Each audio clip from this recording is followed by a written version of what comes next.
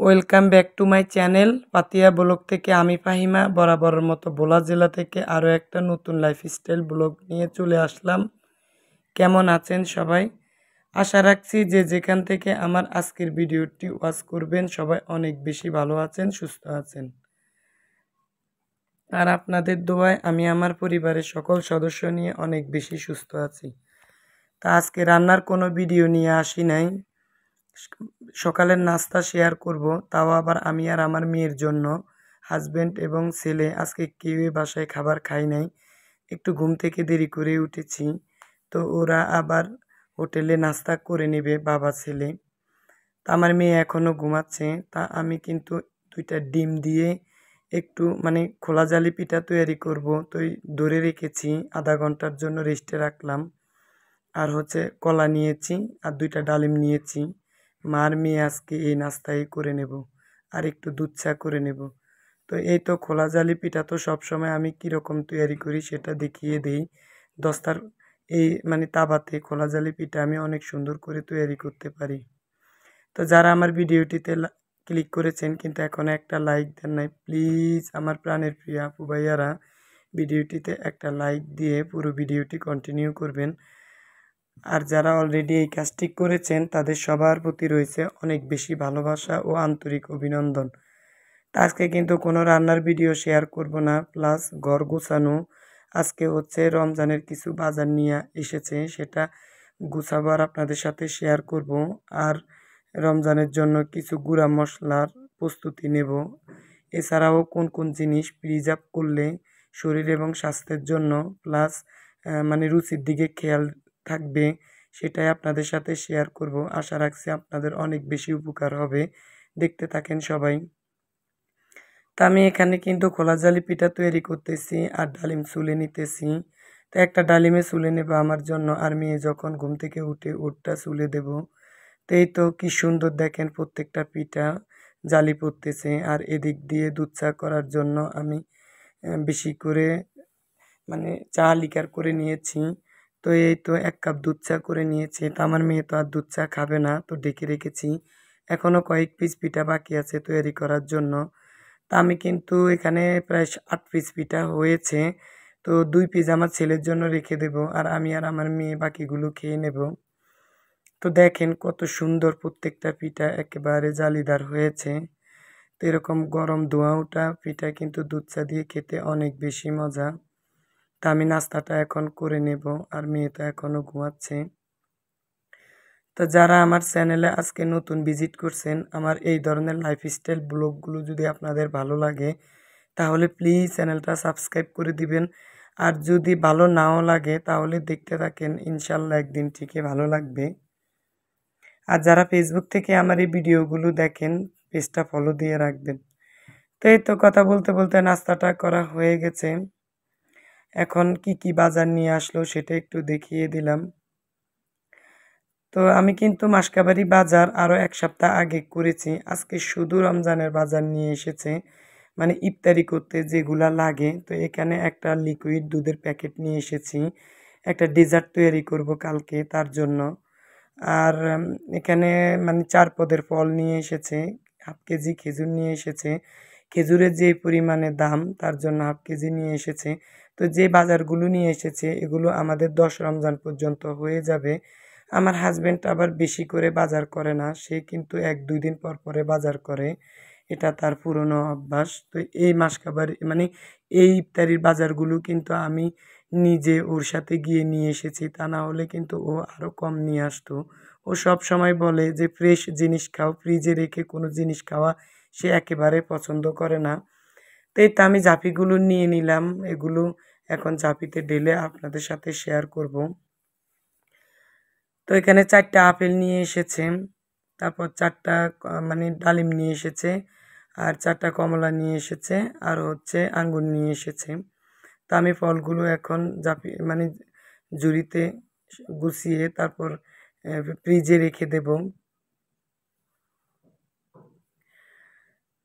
তো এই তো সে কিন্তু একসাথে তেমন একটা কোনো জিনিসে আনে না, অল্প অল্প করে নিয়ে আসে, তো প্রতিদিনই নিয়ে আসে, যেহেতু সে বাজারের উপর দিয়ে আসে, যেহেতু মোটর সাইকেল আছে। তো তার কিন্তু আমি দেখেছি মানে বিয়ের প্রথম জীবন থেকে সে একসাথে বাজার করা পছন্দ করে না, দুই একদিন পর পরে সব কিছু নিয়ে আসে। তো একেবারে কম আনে না, প্রয়োজনে যা লাগে তার তুলনায় বেশি আনে, তবে প্রতিদিন আনার চেষ্টা করে, একসাথে নিয়ে আসে না। তো যাই হোক, খেজুরগুলো আমি এখন রিফিল করে নিয়েছি। তো এই খেজুর মানে কেজি 800 টাকা, তো হাফ কেজি নিয়ে এসেছে 400 টাকা দিয়ে। আর একটা বক্স নিয়ে আসলাম মানে ডাল বেটে ফ্রিজে রাখার জন্য। এছাড়াও আমার সব বক্স ফিল আপ হয়ে গেছে, যেহেতু রমজানে প্রচুর পরিমাণ জিনিস ফ্রিজে রাখা লাগে। একটা ম্যাঙ্গো ট্যাঙ্ক নিয়ে এসেছি, তারপর হাফ কেজি সাবুদানা নিয়ে এসেছি, ওই যে বললাম ডেজার্ট তৈরি করব। তারপর পাস্তা নিয়ে আসলাম। আর হচ্ছে বেসন, তো বেসন আমার বাসায় কিছুটা আছে। তা আমি কিন্তু মাসকাবাড়ি বাজারের সাথে মোটা ডাল আরও বিভিন্ন পরিমাণ ডাল নিয়ে এসেছি।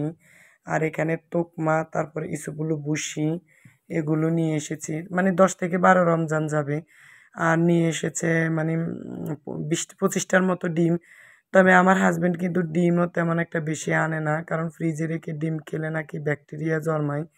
তাই সে প্রতিদিনে কিন্তু 2 হালি করে ডিম আনে। তো আমার দৈনিক কিন্তু 4 থেকে 5টা ডিম যায়। তো এই তো আজকে যেহেতু মানে আমি লিস্টে লিখে দিয়েছি, তাই একটু পরিমাণে বেশি নিয়ে এসেছে।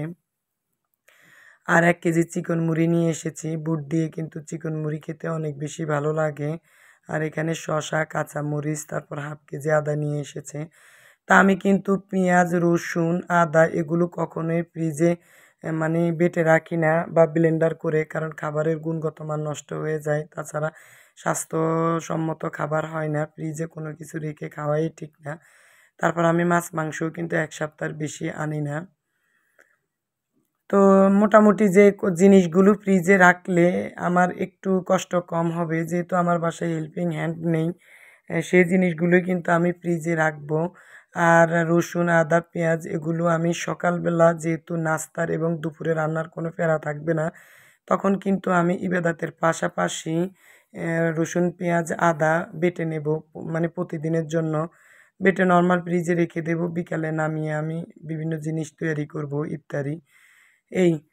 তার হচ্ছে এখানে আমি এখন রিফিল করে নেব। তো এখানে ট্যাঙ্ক, তারপর বেসন, তোকমা এগুলো বসিয়ে আমি অ্যাডজাস্ট করে তারপর মিশিয়ে জারে রিফিল করে নিয়ে তারপর সবগুলো সুন্দর করে গুছিয়ে রাখবো, যাতে পরের দিন মানে যে কোনো ইফতারি তৈরি করতে আমার অনেক বেশি সুবিধা হয়।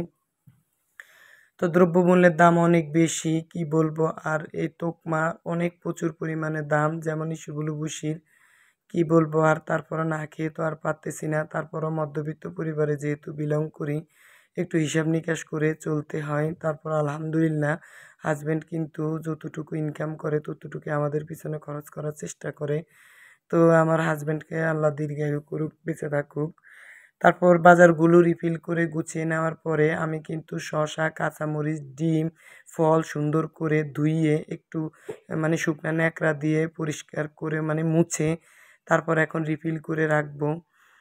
তো আমি কিন্তু এই যে পাটায় এর ভিতরে ডাল বেটে নিয়েছি, তো আমি ব্লেন্ডারে কিন্তু পেঁয়াজির ডালটা ব্লেন্ডার করি না, এতে করে একেবারে ফিনিশিং হয়ে যায়, এতে পেঁয়াজিগুলো মুসমুসে আর দেখতেও তেমন একটা ভালো লাগে না, আর মুসমুসেও কম হয়। তো আমি পাটায় বেটে নিয়েছি 5 দিনের জন্য। তো এগুলো তেমন একটা মানে ফ্রোজেন করলে সমস্যা হয় না, খাওয়া যায়, যেহেতু ভাজা প্রকৃতির জিনিস। আর এছাড়া আর কোনো জিনিসে আমি ফ্রোজেন করি নাই, যেমন অনেক আপুরাই দেখেছি চিকেন রোল, তারপর সিঙ্গারা, এছাড়াও আরও অনেক কিছু ফ্রোজেন করেছে। আমি কিন্তু এগুলা ফ্রোজেন করলে আমার হাজব্যান্ড এবং আমার বাচ্চা কেউই খাবে না। তো যাই হোক, এখন আমি সব কিছু বক্সে করে রেখে তারপর ফ্রিজে রেখে দেব। এর ভিতরে যে আমি একটা বক্সে মানে আহ, 3টা করে ডাল রেখেছি, মানে 3 দিনের। এটা হচ্ছে কি, যেমন আমি ডালটা একটু নামালে বরফ ছেড়ে দিলে আমি একটা করে তুলে নেব, বাকিগুলো মানে ফ্রিজে রেখে দেব। আর এখন হচ্ছে এর ভিতরে কিন্তু আমি 1 কেজি পরিমাণ ছোলার বুট সিদ্ধ করে নিয়েছি, সেটা এখন আমি ফলিতে করে যতটুকু প্রয়োজন একটা বক্সে রেখে দেব। এতে করে সুবিধা হয়, যখন যেটা লাগবে তখন একটা পুটলি করে নেওয়া যাবে। এভাবে কিন্তু আপনারা বক্সে করে মানে পলিথিনে পুটলি করে তো 6 থেকে 7 পুটলি রেখে দিতে পারেন, এতে করে ফ্রিজে কিন্তু জায়গা থাকবে আর নিতেও কিন্তু অনেক সুবিধা হবে। আর কিন্তু বেশি দিন ফ্রিজে থাকলেও কিন্তু মানে গন্ধ আসবে না, ভালো থাকবে। তো এই তো আমি আরেকটা বক্সে রেখে দিলাম। আর আজকে কয়টা বেজে দেব, আমার ছেলে কিন্তু বলেছে আম্মু আমাকে আজকে কয়টা বুট বেজে দাও। তা আমার ছেলে এবং মেয়ে কিন্তু এই সোলার বুট অনেক বেশি পছন্দ করে। তো এখন এগুলো ফ্রিজে রেখে দেব। তো আমার ফ্রিজটা কিন্তু কয়েকদিন আগে আমি পরিষ্কার করেছি। তো এখন ফ্রিজে আস্তে আস্তে সব কিছু সুন্দর করে গুছিয়ে রাখবো। তো ফ্রিজ কিন্তু পরিষ্কার রাখলে অনেক বেশি ভালো লাগে। তো নর্মালি কিন্তু তরকারি আনি নাই, আর তরকারি কিন্তু আমার হাজব্যান্ড রাতে নিয়ে আসবে, সেই জন্য বক্সটা আমি খালি রেখেছি। আর এখন এই যে এটা মোজারওয়ালা চিজ আর দুধের প্যাকেটটা রেখে দিলাম। আর এই সাদা বক্সটার ভিতরে আমি স্লাইস চিজ রেখেছি, এটাও চিজ, বেশি পরিমাণে চিজ নিয়ে এসেছি। আমার ছেলে পিৎজা খেতে অনেক বেশি পছন্দ করে চিজ দিয়ে। আর এখন বাকি ডাল এবং ছোলার বুটগুলো আমি আস্তে আস্তে রেখে দেব। আমার ফ্রিজে কিন্তু তেমন একটা জায়গা নেই, আমি 1 সপ্তাহ বাজার করেছি মাছ মাংস। না, তো সেই হিসাবে কিন্তু মোটামুটি হয়ে যায় আমার। আর নিচের বক্সে আমি ফ্রোজেন করা জিনিস রেখেছি, টমেটো, কাঁচামরিচ, ধনেপাতা। এখন বুটগুলো রেখে দিলাম। তো এই তো আমার মানে সব কিছু সুন্দর করে গুছিয়ে নিয়েছি, 1 সপ্তাহ পর্যন্ত আমার আর কষ্ট করা লাগবে না। আর এই তো একেবারে বিকেলে চলে আসলাম মশলা ব্লেন্ডার করব। তো কিছু কিছু মশলা আমি ব্লেন্ডার করে রাখি মানে রমজানে, এছাড়া কিন্তু আমি বাটা মশলা দিয়ে সব সময় রান্না করি। আপনারা দেখেন বাটা মশলা দিয়ে রান্না করলে অনেক বেশি মজা। তো আমি এখানে তেজপাতা নিয়েছি। তো এই মশলাগুলো কিন্তু আমি 3 দিন পর্যন্ত ধুয়ে রোদে শুকিয়ে নিয়েছি। এখন রোদ থেকে এনে কিন্তু আমি ব্লেন্ডার করতে বসেছি। তো এখানে আমি গোলমরিচ, দারচিনি, লবঙ্গ, ছোট ছোট মানে এলাচ একসাথে কিন্তু ব্লেন্ডার করে নেব। তো পরিমাণে যে কোনো জিনিসের সাথে দেওয়া যায়। তো আমি আলাদা জিরা ব্লেন্ডার করব। আর গরম মশলা কিন্তু সব কিছুই আমি তেজপাতা সহকারে একসাথে ব্লেন্ডার করি। তো যে কোনো চিকেন, বিরিয়ানি সব কিছুর সাথে পরিমাণে অল্প অল্প দেওয়া যায়, আর চিকেন পাকোড়াতেও দেওয়া যায়। আর এছাড়া কিন্তু আমি বেশিরভাগ সময় বাটা মশলা দিয়ে রান্না করি। তো দেখেন তেজপাতা এমন পরিমাণে শুকিয়েছে একেবারে, মানে এক ব্লেন্ডারে একেবারে গুঁড়া হয়ে গেছে। এখন এগুলো একটা কাঁচের জারে রিফিল করব। কাঁচের জারে রিফিল করলে কিন্তু অনেক দিন পর্যন্ত সেন্ট ভালো থাকে। তা আমার বাসায় কিন্তু অনেক পরিমাণ কাঁচের জার আছে। তো যাই হোক, আমার অনেক দিন হয়ে যাবে, প্রায় 30 রমজান পর্যন্ত হয়ে যাবে এই গরম মশলাটা। তো এখন অল্প পরিমাণে জিরা ব্লেন্ডার করব। জিরা কিন্তু আমি মাংসের সাথে বেটে দিই, এই জিরাটা ব্লেন্ডার করেছি শুধু চিকেন পাকোড়া, তাছাড়া পেঁয়াজি বেগুনির সাথে দেওয়ার জন্য। তো যাই হোক, এখন কিন্তু আমি শুকনা মরিচও টেলে তারপর মানে ব্লেন্ডার করে নিয়েছি। তো ভিডিওটা কিন্তু আজকে অনেক বড়, একটু ধৈর্য সহকারে দেখবেন, আশা রাখছি অনেক বেশি উপকার হবে। এই চিলি ফ্লেক্সটা কিন্তু আলুর চপ তাছাড়া পাস্তা তৈরি করতে অনেক বেশি প্রয়োজন হয়। আর এছাড়া যে কোনো ভর্তা তৈরি করতে অনেক বেশি সুবিধা হবে, যেহেতু রমজানে আমরা অনেক বেশি ব্যস্ত থাকি। তো একটু বেশি পরিমাণে করেছি। এখন সব কিছু সুন্দর করে গুছিয়ে রেখে এই অংশটা একটু পরিষ্কার করে নেব। পরিষ্কার করার পরে চলে আসলাম একটু তেজপাতা কেটে তারপর একটা সিরামিকের জারে রাখবো, এতে করে রান্নার সময় তাড়াহুড়া করে দেয়া যাবে। তা আমি কিন্তু তেজপাতাও ধুইয়ে শুকিয়ে রোদ থেকে নিয়ে এসেছি। তো যাই হোক, এখন এই সব কিছু সবগুলো জার আমি সুন্দর করে রিফিল করে নেব। তো ফাইনালি আমার সবগুলো কাজে হয়ে গেছে। সবার সুস্থতা কামনা করে ভিডিওটি আমি এ পর্যন্ত রাখলাম। দেখা হবে নেক্সট ভিডিওতে নতুন কোনো লাইফস্টাইল ব্লগ নিয়ে। সে পর্যন্ত সবাই ভালো থাকবেন, সুস্থ থাকবেন। আল্লাহ হাফেজ।